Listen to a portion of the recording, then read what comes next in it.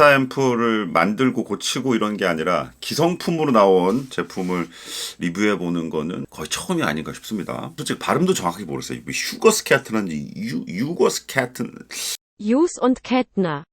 어쨌든 일렉 기타를 어느 정도 치신 분이라면은 딱 요 불빛만 봐도 저거 휴거슨 캐트는 독일 회사 앰프라는 거 알고 계시죠? 뭐 마샬 팬더 같이 누구나 다 쓰는 그런 앰프 브랜드는 아니에요. 하지만 나름 또 애호가 분들도 있는 브랜드죠. 이 앰프는 앞에 컨트롤부에 보이는 거는 클래식한 앰프랑 똑같아요. 파워, 스탠바이, 그리고 EQ 3개 있고, 그리고 채널이 두 가지 있습니다. 클린 채널, 리드 채널, 마스터 볼륨하고 게인 있고, 그리고 리드 채널에서는 부스트 버튼이 있어요. 그래서 조금 더 솔로 톤 원하실 때 요거를 누르면은 아까 인트로에서 들으셨던 모든 사운드가 리드 채널에 부스트를 켜놓고 연주를 한 소리입니다. 전원을 키면은 여기 LED가 쫙 켜집니다. 진공관 컨피규레이션은 12AX7 두알, 그리고 EL84 650-5라고도 하죠. 그거 두알.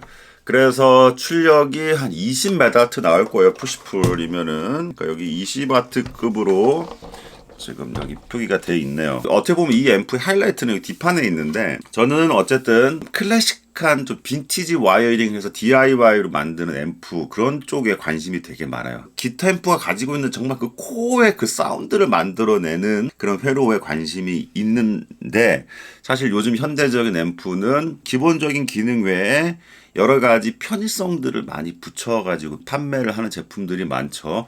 그런 편의성이 완전히 끝판왕으로 간 게 이제 디지털 모델링이죠. 뭐 캠퍼, UA에서도 나오고 여러 가지 많잖아요. 이 제품은 기본적인 진공관 앰프의 회로는 유지를 하고 출력단에서 요즘에 가정에서 쉽게 쓸 수 있도록 여러 가지 기능들을 좀 넣어놨어요. 기본적으로 FX, 이 샌드 리턴, 그리고 풀 스위치 잭 있고요. 스피커 잭 8옴부터 16옴이라고 써있는데, 보통 다이얼 돌려서 임피던스 매칭을 하죠. 뭐 4, 8, 16 있는데, 이거는 8에서 16옴 껴라. 제 생각에는 8옴인 것 같아요. 출력 임피던스는. 근데 8옴 임피던스에 16옴 스피커 쓰는 정도는 문제가 안 되니까 이렇게 안내를 해놓은 것 같습니다. 출력을 조절할 수가 있어요. 20W, 그리고 5W, 1W. 어떻게 작동을 하는지는 모르겠습니다. 솔직히 이게 두 가지 방식 중에 하나일 거예요. 뭐 3극관, 5극관, 트라이오드 펜토드를 컨트롤 한다거나, 아니면은 그 안에 저항을 사용을 해서 약간 더미 로드처럼 출력을 확 줄여버리는 방식일 수도 있습니다. 정확하게는 나중에 한번 뜯어봐야지 알 것 같아요. 어떻게 보면 이게 하이라이트인데, 스피커를 아예 꺼버릴 수가 있어요. 일반적인 진공관 앰프는 스피커 잭을 연결하지 않고 전원을 올리면은 진공관 앰프가 망가집니다. 그런데 이거 같은 경우에는 여기 스피커 끈 버튼으로 놓으면은 스피커를 연결하지 않아도 이거를 켤 수가 있습니다. 스피커를 연결하지 않고 이걸 왜 켜? 소리가 안 나는데 그게 무슨 말이냐 그게. 자, 이거 왜 있냐면은 스피커를 연결하지 않고 이쪽으로 소리를 빼낼 수가 있어요. 기타 앰프 소리라는 거는 기타 앰프뿐만 아니라 스피커, 그리고 스피커의 마이킹을 통해서 우리의 귀에 들었을 때 우리가 자연스러운 일렉트릭 기타 사운드라고 우리가 생각을 하거든요. 왜냐면 그게 뭐 논리적으로 그게 좋은 소리다라고 말할 수는 없겠지만은, 전통적으로 우리는 그 소리에 익숙해져 있어요. 그것이 일렉트릭 기타 사운드라고. 그냥 여기서 뭐 회로적으로 해갖고 소리를 하나 빼낸다고 해서 우리가 흔히 생각하는 그 소리가 나오지 않아요. 쨍쨍쨍쨍쨍 하는 소리만 나온다고.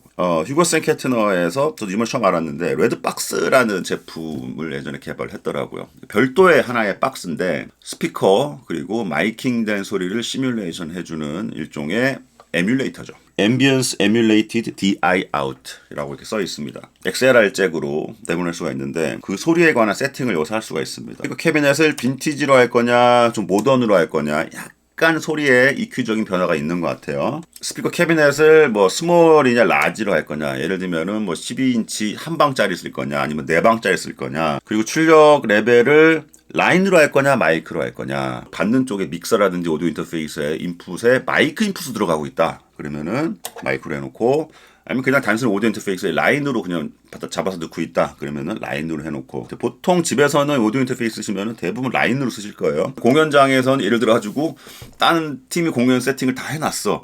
근데 라인 하나를 뺄 수가 없네. 뭐 말하기 좀 그렇고 그러면 몰래 가가지고 기타 스피커 앞에 올려져 있는 SM57 마이크에 잭을 딱 뽑아가지고 여기다 딱 꽂으면 되는 거던데 그래도 욕 먹겠죠. 어쨌든 켤 거냐 끌 거냐라는 기능이 있습니다.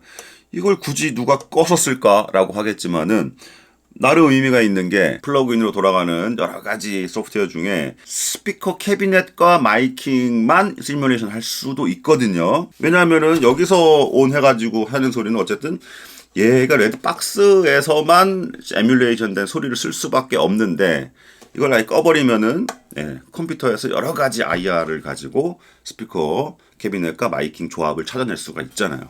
그 나름 끄는 것도 의미가 있더라라는 거죠. 제 기타 앰프 만들고 수리하는 영상 보신 분들은 제가 입이 닳도록 바이어스가 어쩌고저쩌고 이런 거 많이 보셨죠. 기술의 발전이라는 게 이런 것 같아요. 바이어스를 지가 측정을 합니다. 정상인지 아닌지를 가르쳐줘요. 살짝 홈이 하나 있는데 여기다 기타 피크 같은 거를 찔러서 누르래. 그러면 안에 버튼이 하나가 있어요.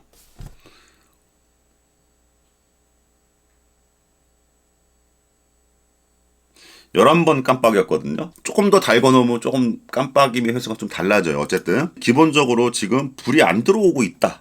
그러면은 정상입니다. 불이 깜빡인다. 그러면은 플레이트에서 전류가 너무 많이 흐르고 있다. 바이어스 너무 과하게 걸려 있다는 뜻이고 계속 켜져 있다. 그러면은 전류가 안 흐른다. 그러니까 증후군이 완전히 나갔다라는 뜻이래요. 이렇게 안내가 돼 있는데 일단은 깜빡이지 않으니까 정상인 상태죠. 그런데 이걸 찔렀을 때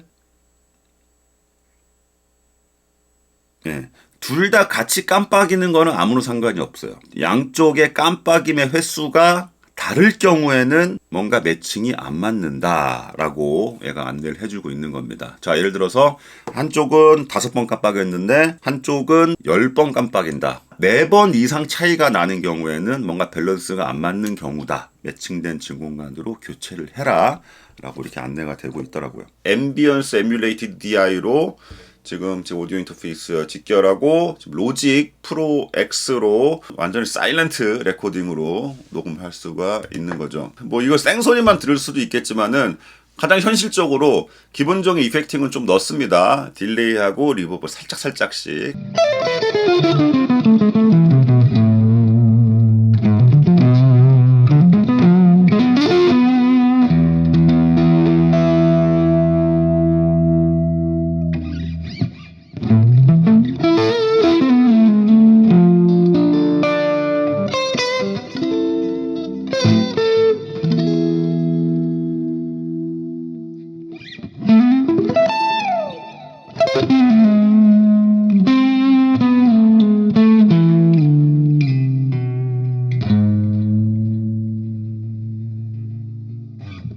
와, 소리 좋죠?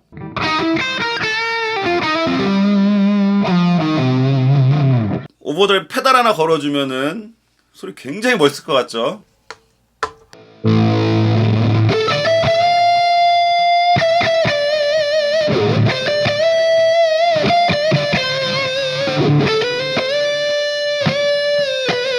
클린 채널이 아니네. 끈 거예요, 이거. 끈 거예요.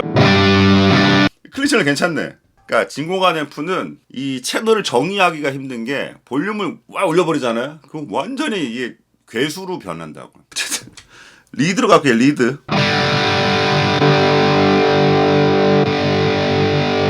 개인 스테이지를 하나를 더 거치느냐 덜 거치느냐 차이예요. 개인 양이 높아지는 건 맞죠? 그런데 소리가 더 터프해지냐? 항상 그렇진 않아요. 오히려 세츄레이션이 더 많이 걸리면서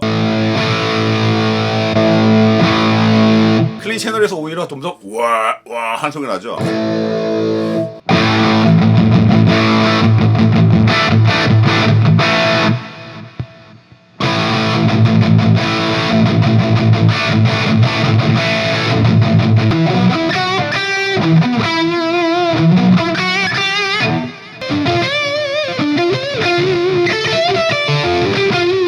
여기서 부스트.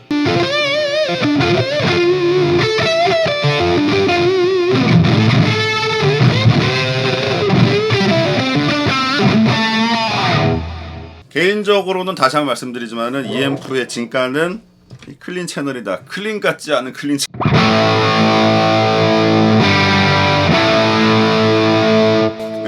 대부분 기타 앰프들, 증후군 앰프들이 클린 채널들도 이런 가능성을 다 가지고 있어요.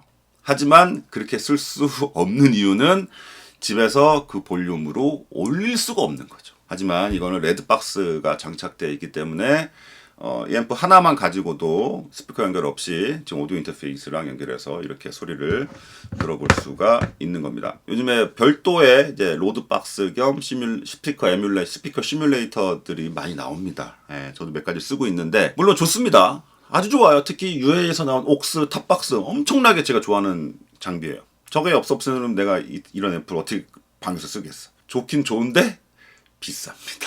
그런 관점에서 봤을 때 그래도 자체적으로 내장되어 있는 레드박스 소리 자체는 꽤 괜찮습니다. 뭐 방금 들으신 것처럼요. 그냥 기타 앰프 만들어만 보다가 이렇게 최신 기술로 무장된 진공관 앰프 겸 스피커 시뮬레이터 간단하게 살펴보는 시간을 가졌습니다. 이거는 꼭 아셔야 돼요. 기타 앰프에 대한 철학입니다. 여기서부터는 방구석에서 스피커 없이 뭐 오디오 인터페이스 연결해서 이렇게 소리를 내는 용도로 쓰는 건 좋다 이거지. 그런데 과연 이걸 써야 되냐? 요즘에 모델링 장비들 엄청나게 많이 나오죠. 자, 뭐 이런 것도 있고 소프트웨어 안에서 돌아가는 그런 시뮬레이터들도 있고 이런 거는 진짜 합주실에서만 필요한 거 아니냐? 라고 생각할 수도 있어요. 하지만 좀 원류에 가까운 회로를 한번 만져보고 싶다라고 생각하신 분들에게는 디지털 모델링이 별로 와닿지 않는 거는 또 사실이에요. 소리가 똑같다 다르다를 떠나서 좀 만지는 재미는 없거든요, 솔직히. 이게 맞다 그르다를 말씀드리진 않겠습니다. 근데 앰프를 쓰면은 돈이 많이 드는 건 사실이에요. 이것도 앰프지 써야 되고 뭐 별의별 거 다 있어야 되거든. 그런 분들에게 이건 원스톱 솔루션이죠. 자, 일단은 좀 신기한 게 중폭관이 CBX7이 두 개가 있어요. 이렇게 여기에만 지금 쉴드 커버가 들어가 있죠. 그러니까 얘만 실제로 증폭에 관여하는 관이에요. 얘는 페이지 인버터일 겁니다. 아마도 증폭관 하나 일단 2단 중폭만으로 이 소리를 낸다는 건데 좀 신기하죠. 그러니까 완전 올분해라기보다는 그냥 한번 안에 회로를 한번 구경해 볼게요. 그러니까 뒷판만 까봐도 될 것 같아요. 아마 이거는 뜯어봐도 제가 기본적인 거 외에는 별로 알 수 있는 게 없을 거예요, 사실. 자, 모르겠다. 일단 뭐 전원이 좀 살아있는지 한번 볼게요. 혹시나. 예, 전원은 죽었어요. 그러니까 이게 두 가지 관점이 있을 것 같아요. 이렇게 공장 생산 방식으로 만들어야지 이 가격에 팔 수가 있어요. 앰프 DIY를 해보신 분은 아시겠지만은 하나 앰프 조립해보면은 정말 허리가 휠 정도로 앉아서 이거를 뭐 하루 이틀 해야 돼요. 그 인건비가 엄청날 거예요, 사실. 그러다 보니까 이렇게 만들 수밖에 없겠고, 또 예전 방식으로 기타 앰프를 만들면은 기타 앰프가 커져요. 앞뒤 높이가 다 2배 사이즈가 나올 수밖에 없거든요. 근데 이게 또 단점이 이거를 설계한 사람 말고는 저한테 3자 입장에서 딱 봤을 때 딱 눈에 들어오지가 않아요. 물론 요즘에 뭐 스마트폰이나 그런 첨단 기기의 회로에 비할 건 아니겠지만은 전통적인 기타 앰프 방식에 비하면은 굉장히 집적화돼 있죠. 예, 이렇게. 근데 몇 가지만 제가 눈에 띄는 것만 봐볼게요. 뭐 출력을 내리거나 아예 소리가 안 나도록 0으로 내릴 수도 있거든요. 아까도 제가 0으로 계속 내리고 썼었는데 그거를 위한 여기 저항들이 이렇게 달려 있습니다. 이 저항들의 조합으로 더미로드 역할을 해주는 거죠. 스피커 대신 얘네들이 열로 그걸 소모를 하는 거예요. 또 열이 더 많이 나겠죠. 그래서 공중에 이렇게 붕 이렇게 띄워놓은 걸 볼 수가 있습니다. 그리고 아까 레드박스 역할을 하는 보드 같아요. 여기 보니까. 또 한 가지 옆에 이게 뭘까? 바이어스를 얘가 자동으로 측정을 하고 교정도 해주고 그리고 오버 커런트냐 아니면 뭐 끊어졌냐 이런 거를 불빛으로 알려준다고 그랬잖아요. 그거를 컨트롤하는 기판 같아요. 휴거센 캐트너에서 이제 철학이 그런 것 같아요. 지금까지는 사람이 하다 보니까 어떻게 하는지를 모르고 사실 그리고 측정하는 것도 사실 되게 좀 위험해요. 고전압이 걸린 상태에서 막 찍어봐야 되고 하다 보니까 이런 거를 좀 자동화해보자라고 해서 개발한 보드가 아닌가 싶습니다. 그리고 또 특이한 게 또 두 가지가 보이는데 저 안쪽에 트림 팟이 하나가 있습니다. 바이오스 팟인가 했는데 아니에요. 험 밸런스 팟으로 보입니다. 험 밸런스 팟을 기타 앰프에 달아놓는 경우가 있어요. 마샬 앰프도 달아놨었어요, 예전에. 마샬 앰프 플렉시 리슈 그 보드 보면은 거기 트림팟, 거기 험 밸런스 트림팟 자리가 있습니다. 제 거 같은 경우에는 옵션마다 붙는 것도 있고 떨어진 것도 있는데 하여튼 있어요. 다 정상인데 험 노이즈가 난다. 그러면은 험 밸런스 팟을 한번 이렇게 돌려볼 수 있는 거죠. 그리고 옆에 트랜지스터 두 개가 딱 붙어 있는데 저거 뭘까? 출력석인데 뭔가 보조적인 역할을 하나요? 왜 붙어 있을까요? 모르겠습니다.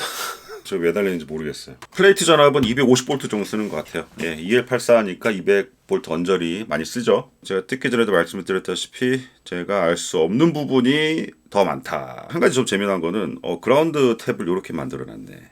이거 아이디어 좋다. 저도 이제 슬슬 이런 좀 현대적인 회로에 대해서도 좀 이제 알아야 될 것 같아요. 오늘 그래서 약간 자극을 좀 받았습니다. 오늘 그 자극만 받을게요. 예, 조립하겠습니다.